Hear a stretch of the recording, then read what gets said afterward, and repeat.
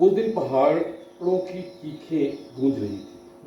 उस दिन पहाड़ों की चीखें गूंज रही थी और बादल लगातार गरजते बरसते फट रहे थे। शुरुआत में राजनीति हुई, कटाक्ष हुआ, कोई 4 लेन की दुहाई दे रहा था, कोई ग्रामीण विकास पर हड़ता रहा था, कोई विकास को चिता रहा था। पर आपदा दर आपदा से कई गहरे सवाल उठ खड़े हुए हैं। शायद ये सवाल भ्रष्टाचार की इंटरलॉक टाइलों में कहीं दब जाएंगे, कहीं भ्रष्टाचार की इंटरलॉक टाइलों में दब जाएंगे। शायद नदियों नालियों के सिकुड़ने के साथ सिकुड़ जाएंगे।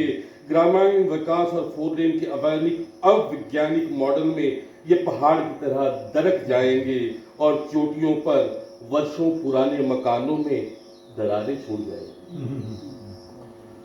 मगर उन सिस्कियों का क्या, जिन्होंने सब कुछ खोया है, अपनी जमीन, बाग बगीचे, मकान और अपने प्रियजन। कोई इसे ग्लोबल वार्मिंग कहेगा, कोई वोकल फॉर लोकल का नाम देगा, पर सतत विकास की सनातन धारा को समझेगा कौन? वो बांधों में सड़ती जैव संपदा, वो बांधों में सड़ती जैव संपदा और उससे बढ़ता मीथेन उत्सर्जन, वो वाहनों में धुएं में घुलता प्रदूषण, वो बहुमंजिला इमारतों का बोझ उठाता हिमाचल। क्या इन्हीं से बढ़ रहा है तापमान? क्या यही उकसा रहे हैं बादलों को फटने से? फिर भी कोई है जो सुने सन्नाटे में छिपे गहरे दर्द। क्या ये समय है इस आत्मा की पुकार सुनने का?